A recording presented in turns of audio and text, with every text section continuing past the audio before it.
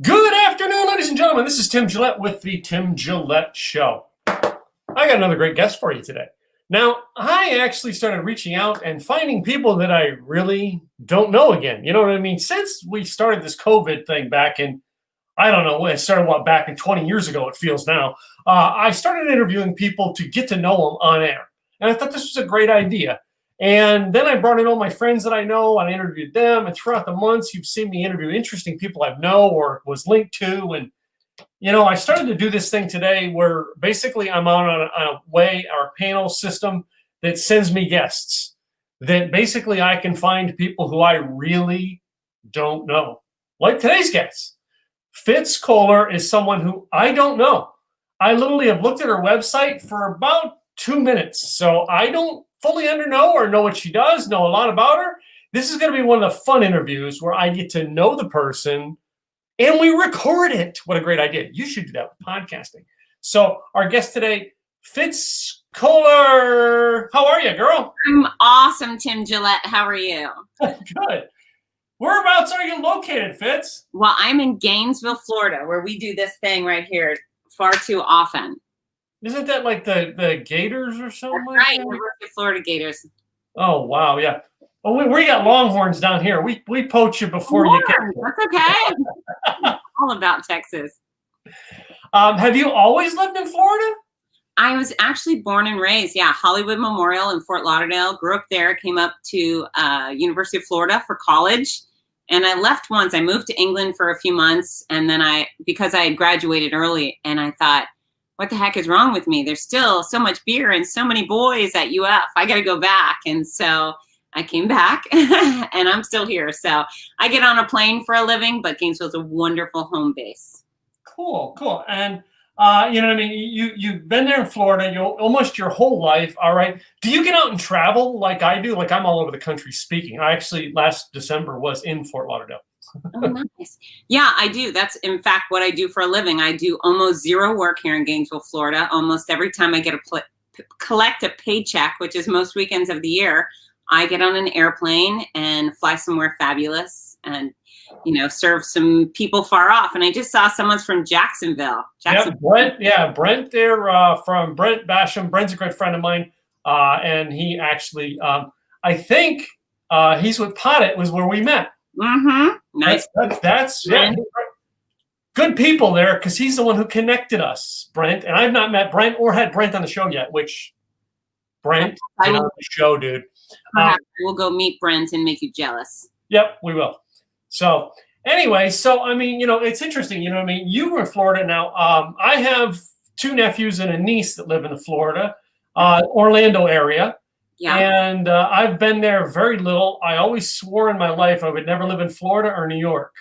Okay. And I've avoided them pretty much.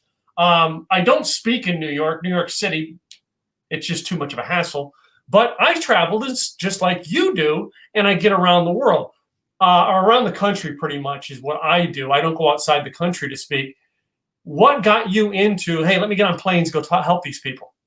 Well, I've been teaching fitness since I was about 15 years old and was doing that in gyms and things like that. But the second I started working on television and writing for magazines, I fell in love with mass media and the opportunities it provided for me to reach strangers and help mass amounts of people. And that's what I'm all about, is helping folks live better and longer. And it's fine to do that with 50 people in a gym, but I'd much rather do it for millions on national television or for thousands at a corporate speaking event. So yeah, I've been doing it I took off and taught fitness in Europe when I was 20. So I love people, I love travel, and thankfully my reputation's pretty decent. So corporations and race organizations of all sorts reach out and ask me to come visit and say lots of words. I go blah, blah, blah, and I poke people in the chest. And when I'm done, they tend to go do better and be better. So it works out for me.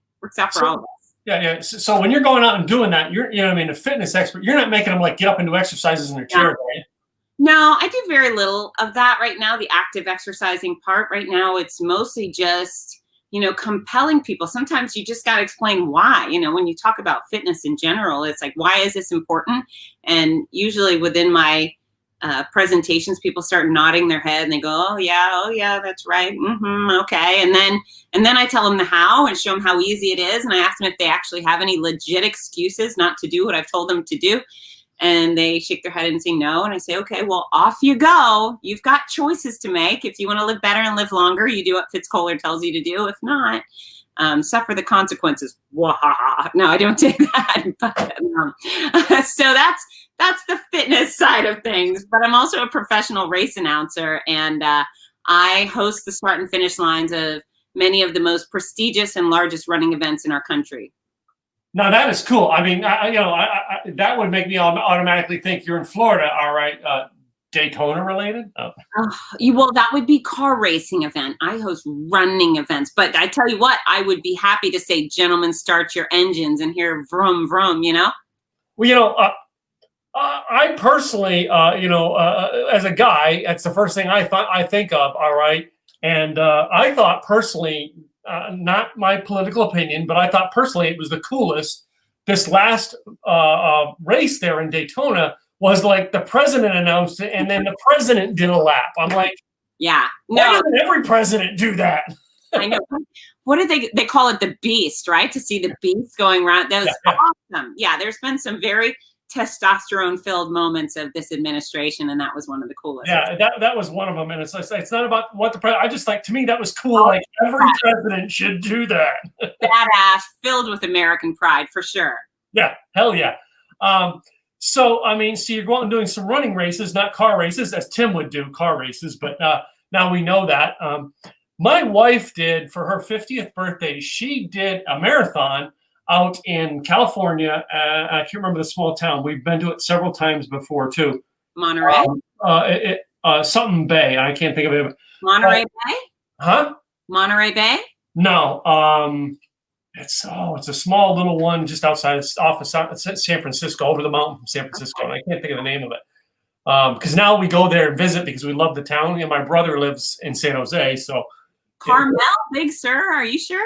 No, I'm trying to think. If I pull up the map, I'll figure it out. Trust me. I have to research now. I hosted the Big Sur Marathon and the Monterey Half. Beautiful area. So, and yeah, I just can't. Half Moon Bay, is that it? Yeah. Okay, I've heard of that. I do not announce that one. Yeah, it is. It's got to be Half Moon Bay, I think. And it's been. We've been to the town a dozen times in the past 10 years. And because of the fact I found it for Half Moon Bay. I found Half Moon Bay on a motorcycle trip. I was like, oh my God, this town was so cool. We got to go back and visit. And then on her 50th birthday, she decided to run a marathon on it. And, she runs the marathon. Her dad and I went out with her. And basically we watched her check in and me and her dad and her brother's like, we all goofed off for the day and then met her at the finish line. How many of those marathons have you raced, or are you just announcing? Well, I'm a half marathoner. So the furthest distance I've gone is 13.1. We always say half the distance, twice the fun.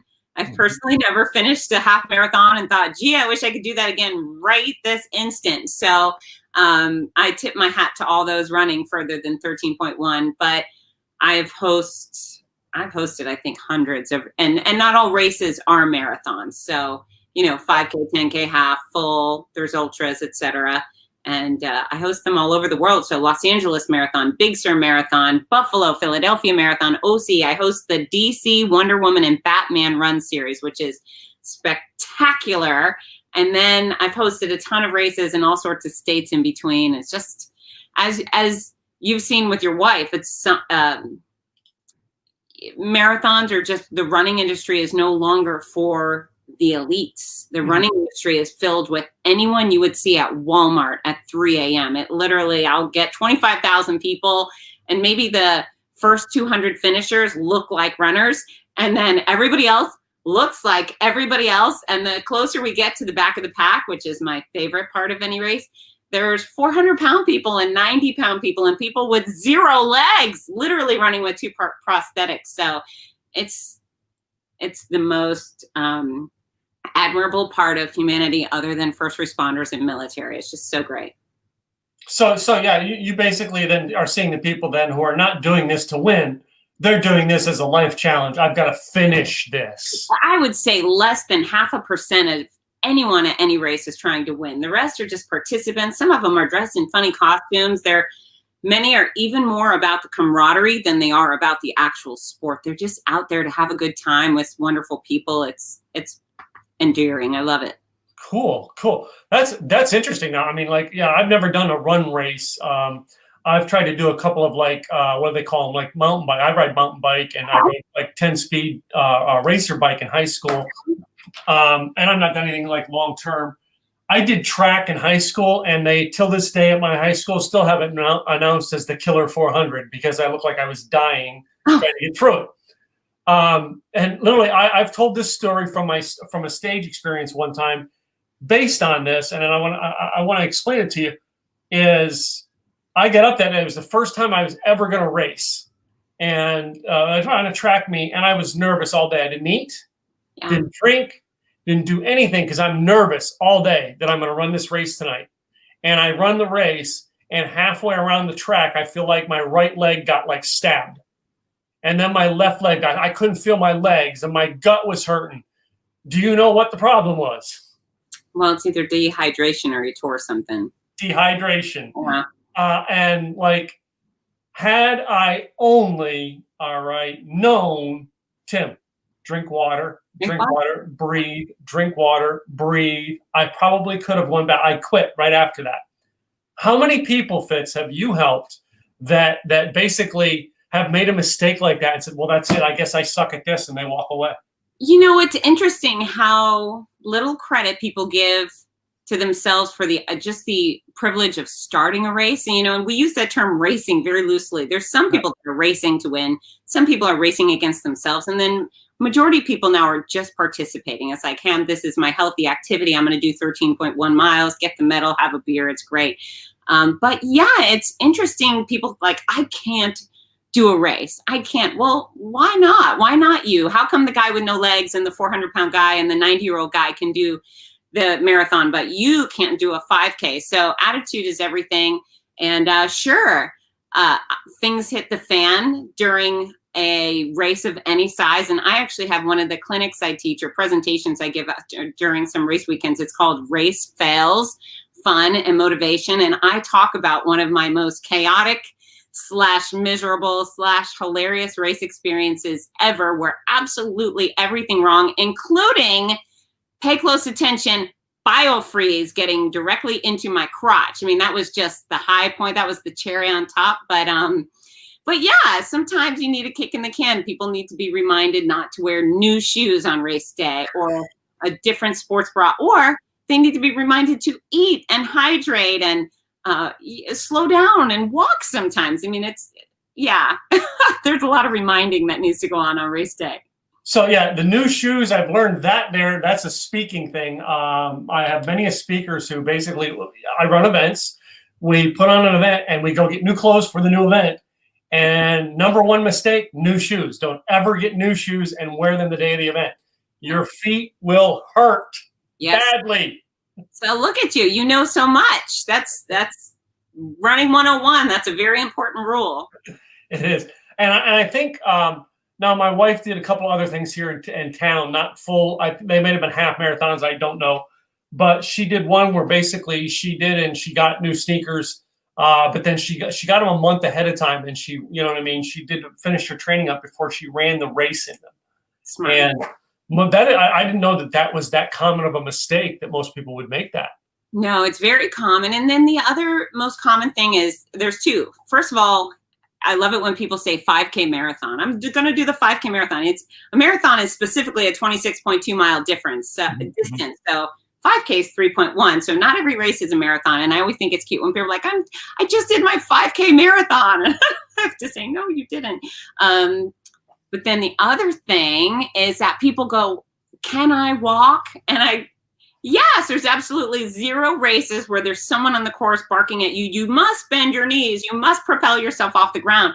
In fact, there's a percentage of athletes that will run the whole time. And then there's a giant chunk of people who do run, walk, run, walk, run, walk. And then there's a really solid percentage of people who exclusively walk in these events. So, it's just about being healthy and active, and most races don't even have a prize purse. They may give out little plaques or mugs as a for someone who came in the fastest or age group winners, but they're just events, they're activities, and it's awesome. Cool. Yeah. Well, I want to take a twist off this, Fitz, and go off of some of the racing and go into you personally. All right. You mind? Yeah. You personally with my audience? Great details. Let's do it. So, what made you go down the path of fitness? Can you explain it to our audience? Yeah, very easily. So I was an athlete. I played all sorts of sports as a kid, and I wasn't very good at any of them, but I did participate in everything. Went to a soccer camp, blew out my right knee, tore my meniscus, my MCL, blah, blah, blah. And so I had to have surgery. But before I went to surgery, a doctor sent me to physical therapy. During physical therapy, I thought, wow, I really like this environment. I like the gym atmosphere. I like the idea of helping people. I like that one-on-one experience. So I thought maybe I'll be a physical therapist. And then I had my surgery, and I have a big old incision on the inside of my knee, but wore cast for a couple of weeks. And then the surgeon took off the cast and sent me directly downstairs for physical therapy. And I went back to that therapist, and that therapist started scratching away on my incision, all this. And I just was grossed out, and I decided no to physical therapy because that was yucky, and I don't want anything to do with people's yucky stuff. However, that PT referred me to a gym. He said, you need to go and get yourself a gym membership and continue strength training, or you're going to re-injure your knee. And so I joined Spa Lady. My mom had to lie and say I was 15 to get me a membership. And I went in there, and I really loved the gym atmosphere, and I thought those instructors were really cool. They had the best leotards and the best leg warmers or whatever it was. I just thought they were a lot of fun. And I was working at Cinnabon at the time, making cinnamon rolls, and my manager was very cranky and unpleasant, and I wanted to quit Cinnabon. So I went and applied at the gym.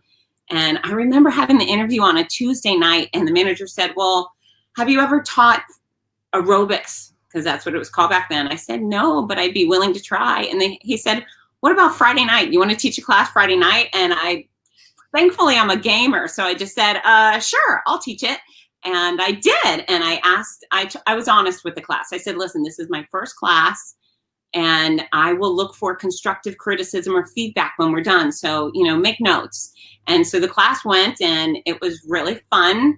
And at the end, the women came up, and my two greatest bits of feedback were be more creative with your arms. Apparently, I didn't do enough interesting things up high. And they said, you weren't loud enough. Be a little louder. And it's very funny because my two little nicknames are Bossy and Noisy. And so the idea that I was never noisy enough makes me laugh. So that's how I got started. And then I came up to UF, and I taught fitness here. I worked on a cruise ship in Europe. I came back. There was a TV producer launching a TV show, having auditions. So I applied for that, and I started teaching on television, fell in love with mass media, and I've been doing it for a very long time, and I love it even more now than I did when I started. Cool. And what I mean? It's great to see, the roots of the story when it always comes down to. Yeah. And I've always found in almost any person I interview, and I like to ask, is like their one mentor who said one thing. Was it that for years? Was that physical therapist or somebody who said something that like that sentence still bounces in your head? So the thing that bounces in my head was not a mentor. It was a waitress. And hi, Larry. I see Larry Roberts there. I love Larry Roberts. Larry's awesome. Larry's one of my mastermind members and speaker at one of my event a lot. One of my sponsors for my event. So I got to always give Larry praise. He's spectacular. Yeah. But I went to a barbecue restaurant. I was still in college teaching on that TV show, Cardio Jam. And I went to a barbecue restaurant, which is not considered like the healthiest place in the world. However, there's healthy options. But whoa, don't be cursing that down. I'm a barbecue. Whoa. There's options. So, anyways, waitress comes over. She was easily well over 300 pounds. Not someone one would imagine was committing a lot to exercise and eating right. But while she was taking my order, she said, "Are you Fitz?" And I said, "I am." And she said, "Oh my gosh, I love you. I love your show. I do it whenever it's on. I record it so I can do it when you're not on. And I have lost 17 pounds. And I was blown back. I just thought, really, I got to help this stranger. I mean, I was a college student and she was a grown up with kids, and we wouldn't have run in the similar circles of social circles, and she probably couldn't have afforded me as a personal trainer, but I got to help her, and I thought, this is what I was meant to do. And so written articles and had tremendous feedback, and all the TV work I do, all the corporate speakings, anytime I get to train a trainer, and we have that trickle down, we call it trickle down Fitzness, which is actually a good thing. It makes me happy because I want to help everybody. And I don't just want to help the local people. I want to help all Americans. And I even want to go dig out people in their little tunnels in Afghanistan and say, hey, this is why you should eat better. This is why you should get some sleep and exercise. So I just love what I do, and I want mass impact. Yeah. So, I mean, I had a client many, many years ago who lost weight, and she wanted to write a blog about it because I help people with blogging, and came to me, and she was an Indian woman. Okay. And I asked her what was her secret, because we were trying to find a niche and trying to find a whole brand and everything for her. And she said she lost hers with a vegetarian diet. First of all, that's not me. I'm a barbecue and meat guy. I got to have my barbecue and meat. But I said, would that same, health choice, food choices work for me? She goes, no, your body's different. And I went, whoa, okay. What was interesting was she is the person who holds the patent to your 4G and my 5G phones. She holds the patent of it. She's an engineer by trade. Wow. And we call her the health engineer because she actually engineered by body type. Have you ever done research by body type? So like you look at that woman at the restaurant and go, oh my gosh, but then realizing, oh my gosh, I can tell you things that help you. And then you look at me, who's like Mr. Skinny, and go, how can I help you? Well, so everybody is different. However, I do have a master's in exercise sports sciences. So I'm not saying this woman's unintelligent, because clearly she is when it comes to technology. But to suggest that somebody isn't designed for a vegetarian diet is absolutely asinine. And so, if the quality of food matters, is very similar for everybody, right? Everybody should be leaning towards lots of produce, brown carbohydrates, lean meats. If you do consume meat, I'm sorry, I'm losing words, nuts, beans, whatever lean source of protein you choose. But yeah, I mean, nutritious eating is what it is. If you're someone who's trying to gain weight, you would certainly have caloric budget restraints or goals than someone trying to lose it. But certainly eating animals is not a requirement for any sort of human. Now, mind you, I do believe we have canine teeth for a reason. So if you don't have any moral issues with it, then go ahead and eat whatever you like. But the vegetarian diets, or I don't even like the word diets. I mean, diets are temporary measures that lead to temporary results. And so my brand of fitness called Fitzness is scam free. I teach a brand of fitness where there are no diets, pills, powders, supplements, wraps, any sort of snake oil. You basically just watch what you put in your mouth. You move your body often, you get some sleep, you remove the cranky people from your life. And it's not so complicated. And I always say, I got a master's degree in the most simple, stupid science in the world. But anyone who's promoting a diet is a liar. The only one I truly approve of would be the cardiac diet, because you just almost died on the floor last week. And perhaps diabetics require a bit more stringency, but something like, no, but my diet really works, and it's keto, and all of them are temporary measures that lead to long-term failure. So you mentioned the keto. I actually met a guy a couple years ago, and he was a health and fitness guy, but like he was a Latino person. Okay. And someone said to him like, keto. He goes, no man, that's taquito diet. Yeah. Taquitos all day long. That's the keto diet. I'll take it. That's somebody who has a sense of humor on who they are. But you know what I mean? There's some interesting things there about health and choices. All right. I have always been someone who, like, if I stay in hotels like you and travel, and when I stay at a smaller hotel, I very rarely take the elevator. I hate them. I'd rather take the stairs. Nice. All right. I go to a parking lot, I park way out and walk in. First of all, my truck don't get dinged up. Second of all, that's exercise. Yeah. What are simple things like that that you would give for advice to the listeners here that they could take it in a generic scenario? So all exercise counts. So the things you were talking about is being physically active, and that as much activity as you can get, the better. Exercise is deliberate. So I'm going to go for a long walk or run or swim or cycle and huff and puff. That's deliberate exercise. I'm going to do push-ups to make myself stronger. Carrying in the groceries is an exercise, it's activity. However, for those who say, well, I can't exercise because I travel, or I can't exercise because of this, as I've traveled the world, I've discovered that absolutely every city, town, state, country on earth has produce. They all have some sort of lean protein. They all sell water or provide free water. And what I've seen is that there are free sidewalks, there are parks, there is an opportunity for you to get outside and exercise for free or exercise in your hotel room. Absolutely everywhere. So, if health and fitness is a priority for you, there are no excuses, and there's all sorts of opportunity. You just have to choose them. Cool. So, then there's going to be a lot of people who watch this show, all right, and they're going to, they're not really on the fitness side. They're like just trying to stay active in their lives. And they look at you, and they go, man, she's just perfect, and I could never be that way. Could you maybe share with us a time or, or a health challenge or a challenge that you faced to help my audience understand, yeah, I'm real and I've been through it too? Yeah, what's interesting is when I stand on stages, I greet people warmly, and I think they traditionally like me right away. But once I tell them I'm 40 pounds lighter than I was in high school and I had an eating disorder, all of a sudden they go, oh, she's real.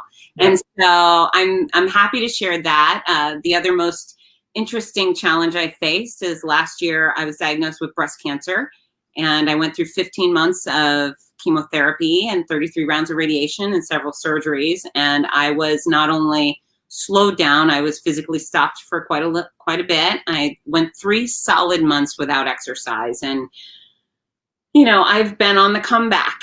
And it's interesting with something like whether you have a disease or you get hit by a truck, the second you no longer can move, you think, I would do anything just to be able to move. I would run a million miles, or I would cycle, whatever it is. I would do all those things if I could. It's almost like when you have a cold and a snuffy nose and all you think is, I wish I could just breathe. Yeah. So I hate to lecture anyone and say, well, I was sick or I'm debilitated because of chemo. You're so lucky to move. You should do it. Because I don't think guilting people into exercise is the way to go. However, when I could get up and move, I did whatever I could. And so those baby steps went a long way. Stretching in my bed, stretching in the shower. They provided some sort of relief. When I could take my dog on a walk just 2 houses up to the mailbox, I did it. Once I was in the pool stretching, and then I started just wiggling my arms again. It mattered. And, I went from, being the fitness pro, the girl who knew everything and could do anything at the gym, to a girl who was lifting 25% of what she had been when she was diagnosed. But here's the thing. Here's the beautiful thing. As I got in the gym, and I felt like I was a fish being thrown back into water. It was just so refreshing to walk through those doors. But, even as I was lifting a piddly amount compared to what I used to lift, I thought, I'm so proud of me for doing something. And I thought about the people who fear exercise because they don't want to be judged. When you walk into a fitness center, and not all exercise has to be done in a fitness center. So could be a park or a track or a pool, but the people around you admire you. They think, oh, that person's here exercising. They care about themselves. They're trying to do better and be better. And so there's no judgment there. And as far as me lifting a lot less than I used to, nobody knew what I used to lift, right? Nobody in there was like, wait a minute, Fitz, last time you were in here, you benched 85 pounds. Now you're only benching 25. People just don't know where you are. So do what works for you, but show up, because I tell you, health is valuable, and nothing brings that to the forefront from other than when your health is threatened, when your life is threatened, right? So cancer, we can all agree, is a bad time. Nobody likes having cancer, and the treatment for it is kind of brutal. But diabetes, that's really mean too. Heart disease, not so fun. So your health matters. I'm not perfect. Am I a trim girl? Am I a lean girl? I am. But am I still struggling to do better and be better? I am. And so, does my knowledge give me an extra leg up? For sure. But who am I competing against? We're competing against each other. We can all, do our own version of our own best. And, again, push your own envelope. It's not about what I could do and what I look like. It's about how you feel and your resiliency level, quality of life. Right, Tim? Quality of life? Quality of life. To me, quality of life means a lot. All right. It's not just about my physical. It's about my mental well-being and stuff like that. So do you teach like some mental well-being, mental exercises as well in this? Not necessarily, but what I want people to do is know that they're in charge of themselves. I host a podcast, The Fitzs Show, and one of the things I always ask people is, who is it you want to be? Think about it. When you were a little kid and you had envisioned yourself 20, 40, 50 years later, are you that person? Do you still want to be whoever you wanted to be? Right now you still have choices. Are you moving closer to being the Tim Gillette of your dreams or the Susie Q you always dreamt about? If not, figure out who that person is and start moving in that direction, whether it's fitness or professional or personal relationships. You have to make efforts every day to achieve things. So I just want people to know that they're in control. We can't crush bones. I can't make you taller or shorter, but can you achieve a hell of a lot more professionally? Yeah, damn right you can. You just have to choose that. You have to lean in and work harder, show up early, be nicer, all of those things. Network stronger, right? Mm-hmm. Cool. So I see a question come in, but before that, I got one more question for you that I want to know. And that is, a lot of times I hear fitness and health and taking care of yourself always revolves around, hey, you need to give up. All right. I've personally chose to give up things in my life because for the long term in my family history, I found it better. Have you come to that in your life where you went, you know what? I'm not going to, and I'm going to give up anything? I don't think it's a great choice to choose labels, and I'm never going to have sugar. I'm never going to have white flour. I think it's insane, and to give up a pizza forever, like the people say, I'm giving up white flour. I think it's insane. Instead, I say choose the good stuff, lean towards the good stuff, and when you have that 10 to 15% of not so good for you foods, then fine, they won't matter so much. However, when it comes to health and fitness, I am always aiming for adventure. When I work on myself, it's so I can still water ski or do paddleboarding and go climb a mountain. I love the opportunity to be active and athletic. Athletic adventure is top on my list of reasons to get up every day. And so you should be striving for something as opposed to beating yourself up and taking things away. Do better because it's better for you and you'll like the outcomes. Well, yeah, when I asked that, it's because I grew up in a family of alcoholics, and my father and my grandfather both died of heart disease. Sorry. So, luckily, my father lived to 70, my grandfather 42. I've passed my grandfather now, and I'm thankful. But along that lines, I learned to give up like alcohol, but I still drink, but I don't, it's not a regular thing. So every now and then I go, you know what? 30 days, no alcohol. And it's a challenge for me. And that's why I was asking that question, because I was just curious if that was something you taught or helped your clientele with. So clearly there's things we should avoid. Cigarettes, that's a never. I gave that up when I was 19. Yeah, I get that. Wise one there. A never. Alcohol can be sometimes. Now, some of the people I admire most in the world are clean and sober for X amount of years. And I just, so impressed that they could have that strength for themselves and everybody around them, right? Nobody, as you know, an alcoholic does damage not only to themselves, but their entire family, everybody they work with and care about. It's a nightmare. So yeah, there are things we should give up or, do better on. It's funny, as the year has gone by, I've learned how much sugar feeds cancer. And so I've always been the person who said, don't go cold turkey on anything, unless you're an addict, don't go cold turkey on anything, but one of my new friends, she's a researcher at Nova Southeastern, and she does research on breast cancer. But when she's trying to create tumors through research, she feeds them sugar and they grow. And so should we eat cold turkey on sugar? I think that would be really hard to do, but can you cut weight back and benefit in a major way? I think so. So yeah, sometimes you got to take away, right? Yeah. Yeah. So yeah, and Brett said quitting smoking was the hardest thing he ever had to do. I know that. All right. For me, it was learning to control the drinking, Brett. I had to learn to control it. Brett asked this question though: how important is sufficient sleep to our overall health? Because on that question, I mean, I'm told you got to have 8 hours. I personally have like 6 hours a night and I'm good. So.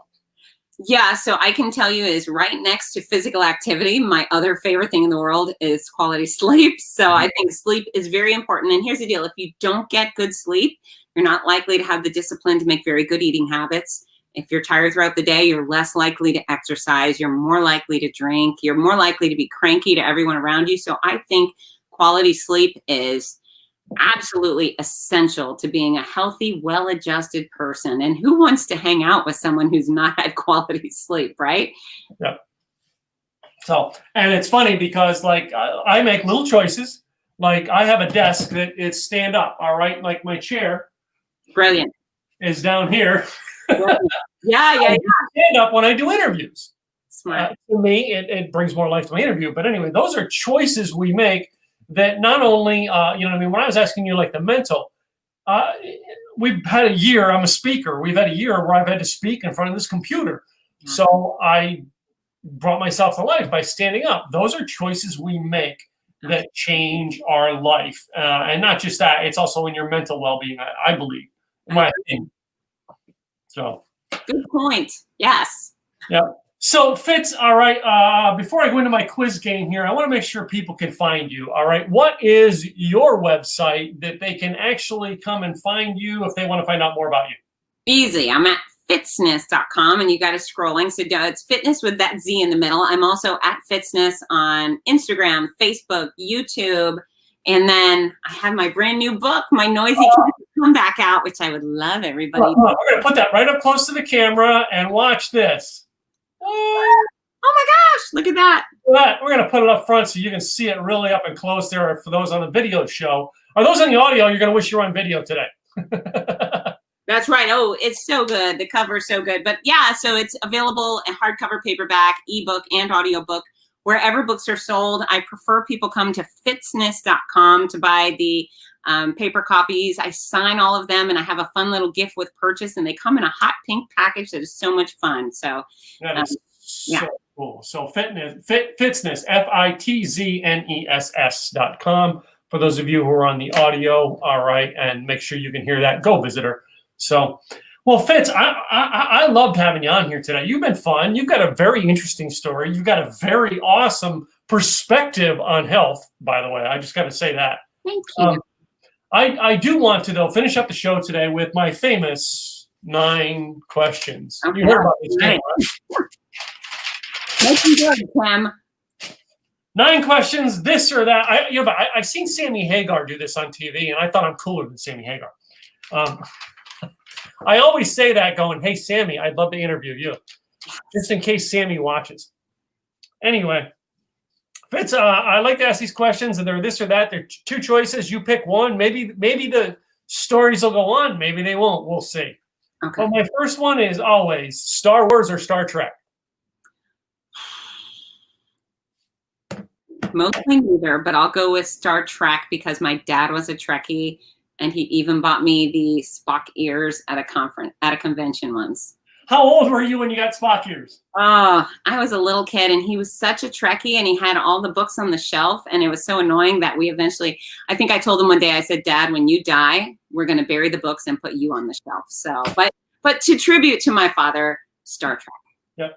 So my dad's down there on my shelf. I keep him on the lower shelf. Yeah. And I have his race car down here too. So anyway.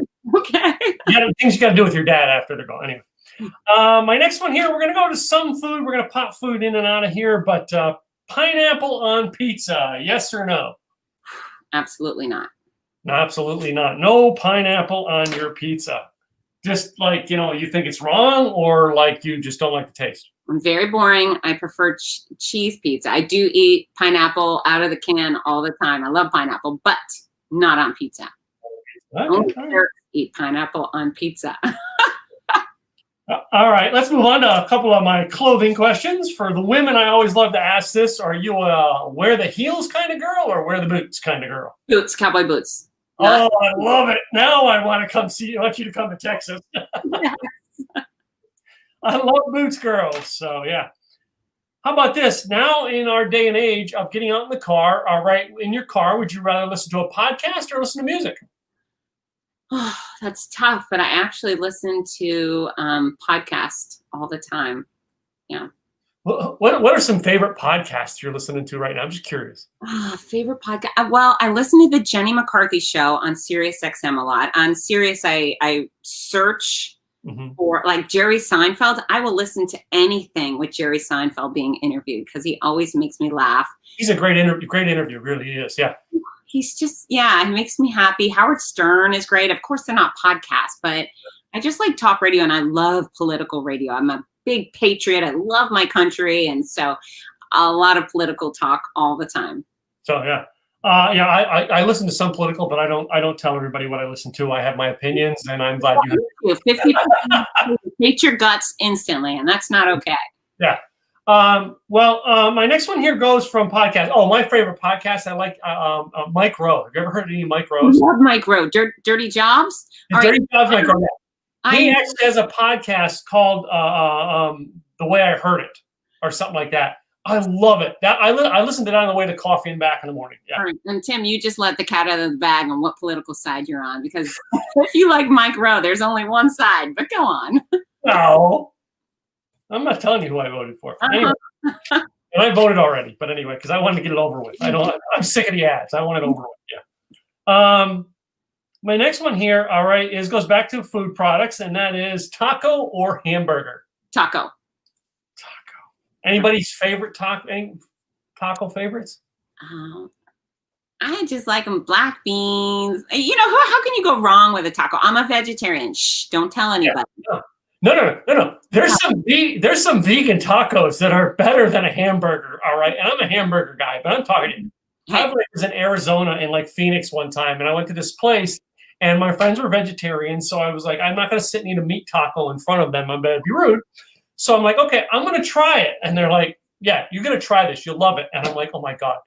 One of the best tacos I've ever had, a vegan taco. I love it. Hey, listen, I haven't had beef in 28 years. And when I smell it, I can still taste it. And I think, that smells delicious. I'm not going to eat it, but I get it. Yeah. So my next one here is, considering the field that you're in, would you rather dress up or wear yoga pants? I'd actually rather dress up. I very rarely get to look pretty. So on occasion, especially now, I was bald last year and I didn't feel so great. So if I got the opportunity and a good reason to dress up today, I would take it. So yeah, I always am always here, but like half the time I'm wearing pajamas then. I got my camo pants on, Tim. Huh?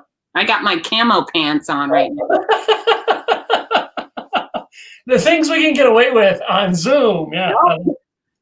My next one here is another food product: beer or wine? Beer. Okay. Oh gosh, you got to tell me now. I love having a beer person on. What kind? Well, it might make you angry, but my favorite is Bud Light. I also like Corona Light, Heineken Ultra, or that's Mick Ultra. Sorry, but yeah, Bud Light is my favorite. But I'll have whatever's offered. Yeah, Corona. Yeah, like I love the Corona Light, but then I'm into a lot of different like craft beers. My wife, she likes like the drain the crankcase beers. I'm like, nah, I like the light, like blonde type beers. On the sidebar, I also like Guinness. So yeah, my wife loves Guinness. I'm not a Guinness fan. So yeah. So my next two are the controversial questions of the show, and the next one is toilet paper. Does it go over on the roll or under? Over. Okay. Any? So. Yeah, because you don't have to dig for the thing. But here's the thing. Instead of over or under in my house, I have baskets of toilet paper. So you just pick up the roll, take it off and put it back in the basket. No arguments. Genius. Go ahead. Koehler, you are a smart woman. No, I'm a guy. All right. My bathroom, right behind my office bathroom, has a roll with an empty roll on it, and the new roll just sitting on top. Yeah, that's the other way to do it. Avoids the argument altogether. Yeah. My last one here is, which do you prefer? All right, to see the guy in boxers or briefs? Boxers, 100%. You gotta love a girl who likes boxers. I'm just saying. So my quiz wasn't all that hard. No, it was awesome. Keep quizzing. I don't have one more time. Tell them your website so that we can make sure people on the audio as well as the video can hear your website and come check you out. That's right. It's Fitzs, FITZNESS.com, and I'm Fitzs on all social media channels. And I love new friends, so reach out to me. You don't have to be shy. I absolutely love making new friends. Yeah. So, Fitz, I really appreciate you coming on the show today, and I'm glad we got to know each other, and I hope we get to see each other more someplace, somewhere. I'm in Texas. I'm getting on my horse and headed your way as soon as this is over. Come on out and hang out. I'm just saying, we'd love to have you in Texas. We love people down here. So, well, I appreciate you being on the show. I'm so glad we did connect, and we've got to know each other a little bit on the show today. And thank you for doing what you do and how you help people in this world, because it is important. Thank you. Thank you very much. It's been a pleasure. Cool. To you, the listener, thank you for tuning in today. Please do me a favor. Go check out Fitz Koehler, FITZNESS.com. Go check her out. All right. Maybe get a copy of her book. All right. And find out who she is, how she can help you get better in your health, your wealth. And after all, she's really cool to meet. I'm just saying, you got to meet this girl. I'm Tim Gillette with the Tim Gillette Show. Please go subscribe to us on Apple Podcasts. That's timgilletteshow.com. We'll take you right to our Apple Podcast page, as well as check out our events, simpleeasyevents.com, and check us out also on YouTube. I'm Tim Gillette with the Tim Gillette Show, and I will have another guest here for you real soon. Have a great day, guys. Bye now.